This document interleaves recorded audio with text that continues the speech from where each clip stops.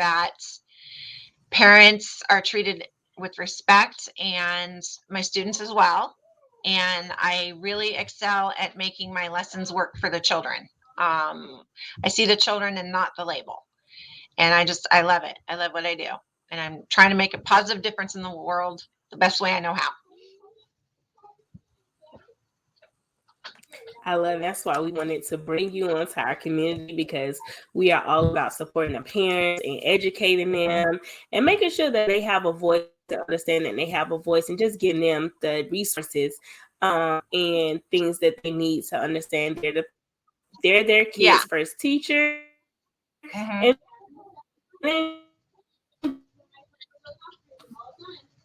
to make sure they're an advocate for their kids. So you Yeah. can do it. And so one of the things that comes up a lot in my community and the classes is how parents can add, I guess, the play-based learning into their household. First, let me back up. So what exactly would you define as a special needs child under 5? Because there's really like I'm not into the labels, but I know a lot of Right. counties, specifically our Mm-hmm. county, they don't necessarily give a diagnosis before the age of Right. 5. So what would you consider, I guess, special needs, or what are some signs to look for as far as the developmental delays and disabilities? Sure. Okay. Yeah, that is a good question, because it is something that is hard to define, and it's a little bit differently defined no matter where you live. Um, First Yeah. thing I can say is, parents, you know your children best, period. You're with them all day.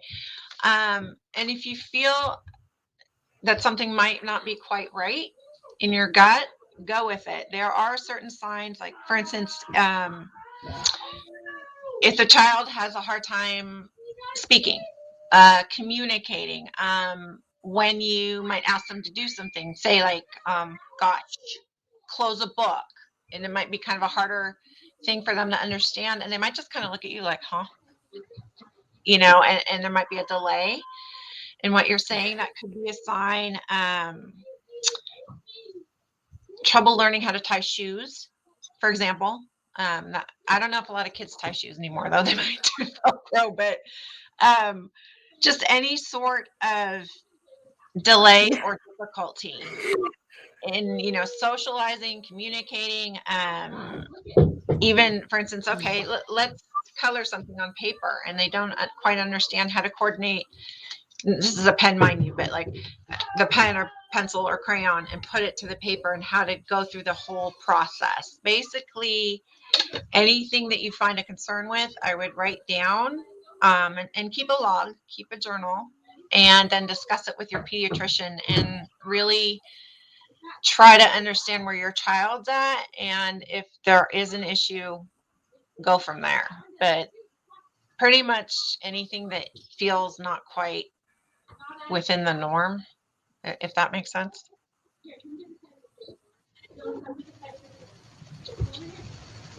It does. It does. Okay. Sometimes I joke all the time. Sometimes the kids just don't want to talk, so there may not Yeah. be like a developmental delay, but that is good to have a log. So that leads me into the next thing.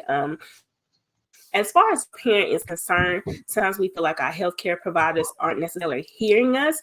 So, are Mhm. you suggesting the best way to approach the healthcare provider is to have that log? Like, what would be the conversation if I had concern in their developmental delays? How would I approach my healthcare provider or my child's healthcare provider with those concerns for them to not brush me off? Yeah, exactly. You are your child's advocate. Parent knows the child best. So yes, definitely with the log, be like, and I mean, definitely, try not to be defensive, and which isn't always easy, especially because this is your child and you want the best for them. But if it's possible, just have a calm, open dialogue, and then yes, have your everything there. Have the log, have it there. Be like, okay, well, this happened on this instance, and really show it, show the documentation, and don't let them brush you off. Say, look, I understand you're busy, but this is my child. I need help. You need to help me. And just be adamant, be the child's advocate, but do it in a kind, positive manner, so they're going to want to help you as well. That's the best way I can put it. Okay, I think we lost my camera. I'm gonna try to get it back on. Okay. All right. But while I don't know what's going on with StreamYard. While we get my camera back working, I'm gonna go ahead with the next question or thoughts that I have. Okay. So, what are some common red flags? Like I know you said as far as the speech and if they can't understand simple instructions, but what age? Because I mean, a 2-year-old and a 3-year-old, sometimes they have issues understanding or they just don't want to understand.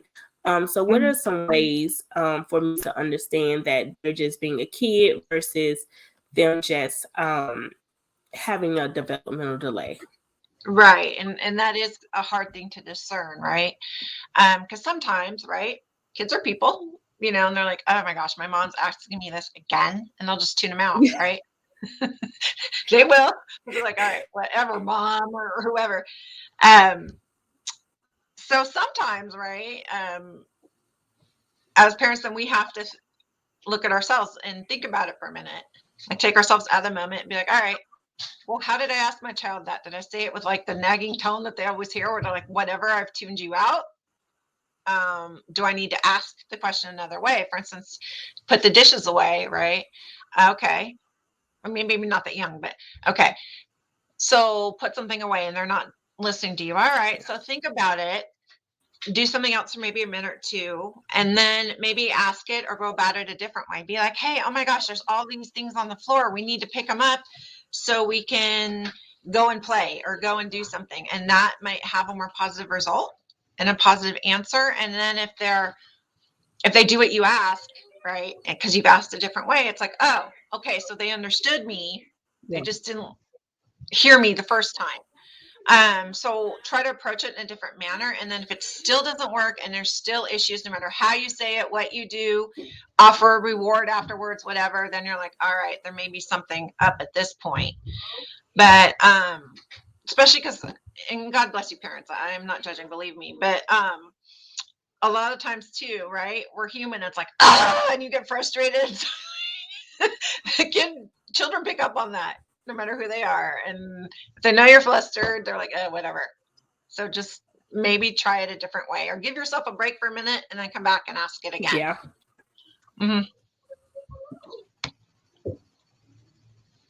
Sorry, I'm going to take a picture real quick. So that's just me though. Welcome to Miss Leanne. But anyway.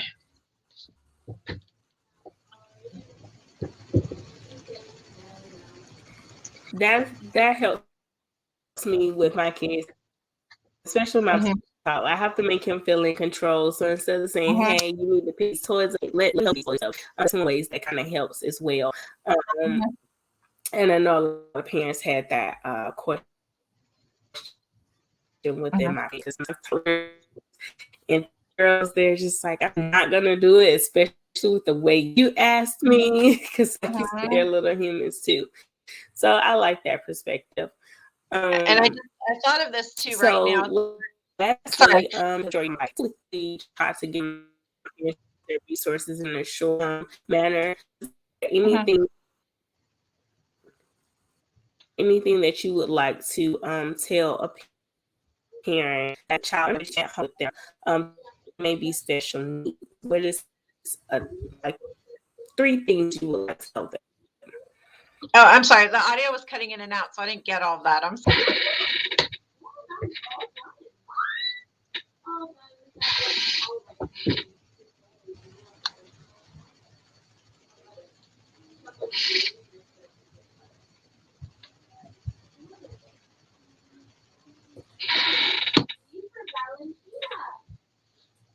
Make the letter B. B. Okay.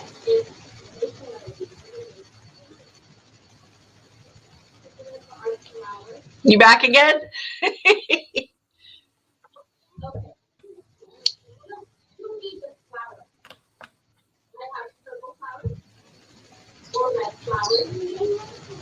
you hear me? Yes, I can. Yeah. The audio was cutting out earlier. I'm sorry. So I know you asked me a question. I couldn't quite hear it.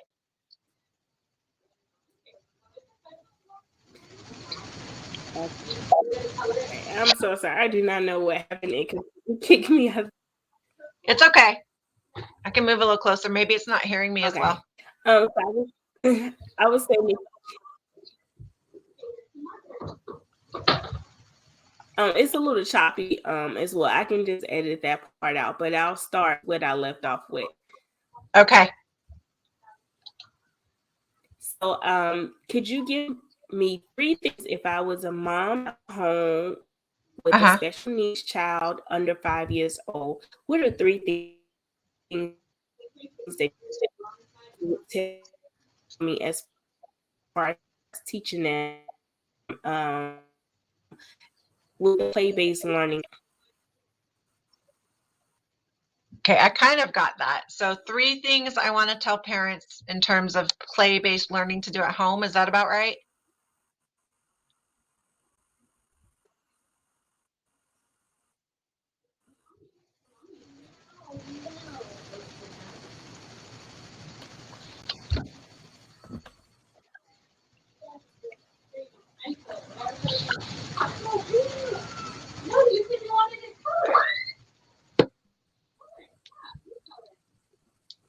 So I just want to make, can you hear me?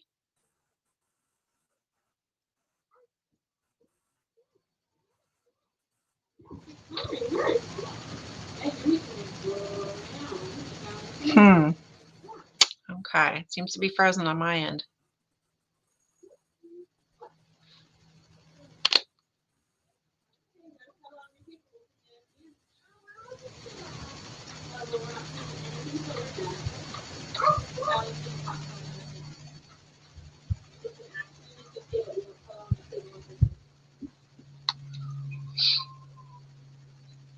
Question in chat and let you answer it. Okay, I'll go in the That chat. way I can feel happy.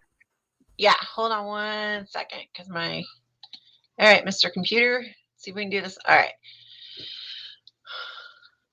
So I'll type it quite in the chat and then you can answer it out loud and hopefully okay, sure, that'll work. Okay,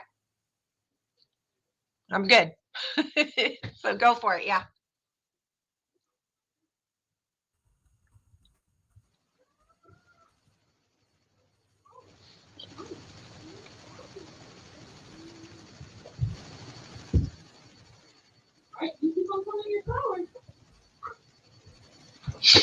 I'm sorry, did you want me to put it in the chat or are you the question itself? I'm sorry.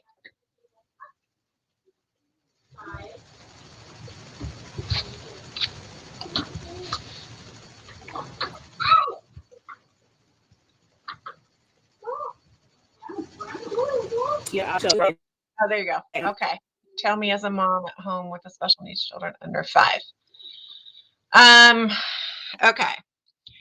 So what are 3 things I would tell mom at home with the special needs children under 5? First and foremost, just enjoy your child for who they are. Always look at what they can do because they are differently abled. They might do things a little different than their peers, but you know what? So what?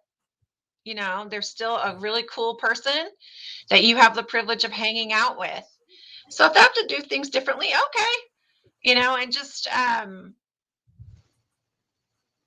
really accentuate their positives. If they have like a really great smile or whatever, oh my gosh, I love that. When they do a task, really emphasize how well they do it, how you enjoy it. Don't get discouraged. Again, don't compare them to their peers. A lot of these charts they have in terms of development, et cetera, there give you an idea of where someone thinks your child should be. But there's nothing wrong at developing at your own rate, and there's nothing wrong with who they are. Just, go with the flow with them. Like if they don't like things or they may have sensory issues, okay, then they do. So instead of playing music when we do this activity, because the music might bother you, all right, we won't do it. We'll have a little quieter and we'll do it in a separate room where it's quiet. Again, just accepting your child and seeing them as your child and not whatever label the doctor gives them in order to receive services, that's the key. Just love your child, accept who they are, and the rest will flow, honestly. The key for a lot of these children is just knowing they're loved and they're valued goes a huge way.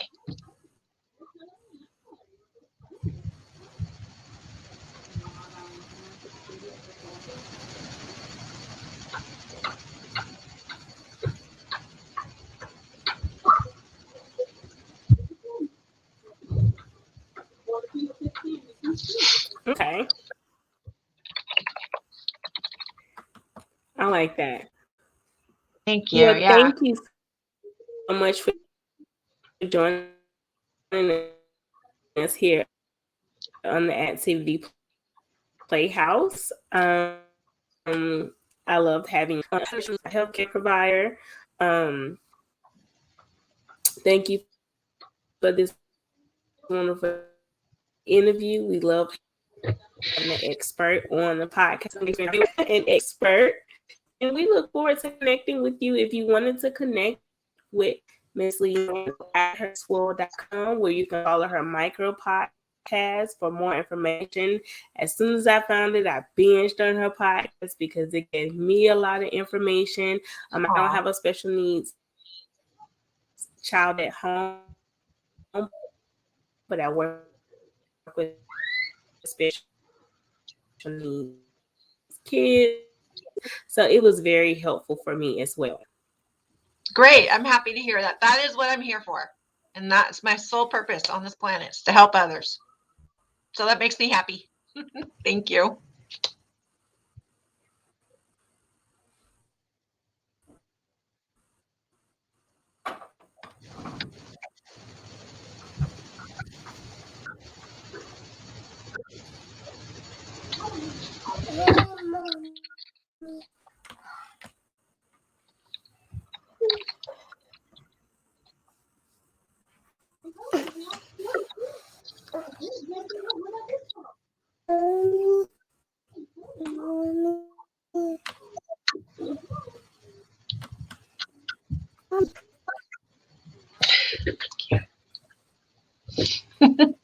I'm trying to end the recording. It's not letting me end it.